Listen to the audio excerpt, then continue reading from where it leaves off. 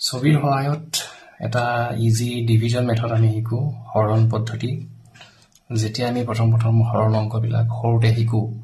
তেতিয়া এইটো পদ্ধতিত যদি আমি প্ৰেক্টিস কৰো বা শিকিবলৈ যত্ন কৰো তেন্তে বেছ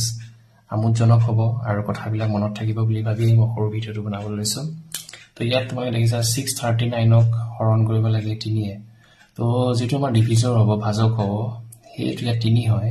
তাৰ কাৰণে সদায় কথা লিখৈ তোমালোকে কি কৰিবা 3 ডাল এনেকে লাইন সেগমেন্ট ওচৰা-ওচৰিকে স্লিপিং লাইন বনাবা তাৰ পিছত যেটো আমাৰ ভাজ্য যেটো আমি হৰণ কৰিবলৈ গৈছো 639 একেবাৰে হোঁ ফালৰ পৰা তোমালোকে চাবা প্ৰথম ডিজিটটো আছে 9 গতিকে ইয়াত তোমালোকে ডট বা ফুট চিহ্ন দিবলৈ চেষ্টা কৰিবা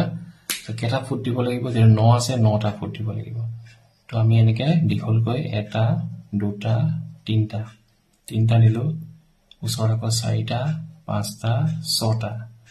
7টা 8টা 9টা দিলো তাৰ পিছত নেক্সট মাজত আছে ডিজিট 3 আছে 3 তলব দূৰত 3 কাৰণে আকৌ 3টা পইণ্ট এটা দুটা 3টা তাৰ পিছত একেবাৰে বাওঁফালে আছে 6 6 কাৰণে আমি 6টা পইণ্ট ইয়াত আঁকিব লাগিব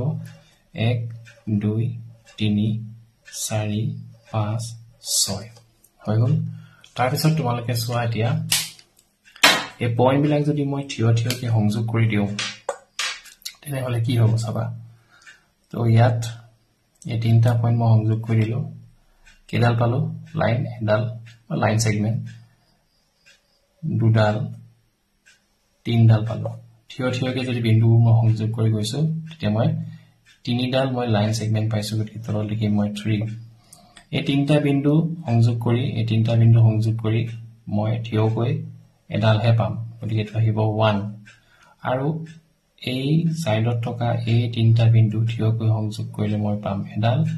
আকৌ ওচৰতে থকা আৰু 3টা বিন্দু সংযোগ কৰিলে মই আৰু এডাল পাম যেহেতু ওচৰা-ওচৰিকে মই দুডাল পালো তলত আহিব 2 তেনেহলে আমাৰ আনসাৰটো কি হ'ব 3 এ যদি মই 639 হৰণ কৰো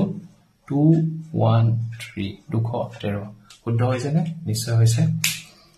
তো মই ভাবিছো তোমালোকে এটো ভাল পাবা এটা সৰু ভিডিও বনালো আজিলৈ আহিছো থ্যাংক ইউ বাই বাই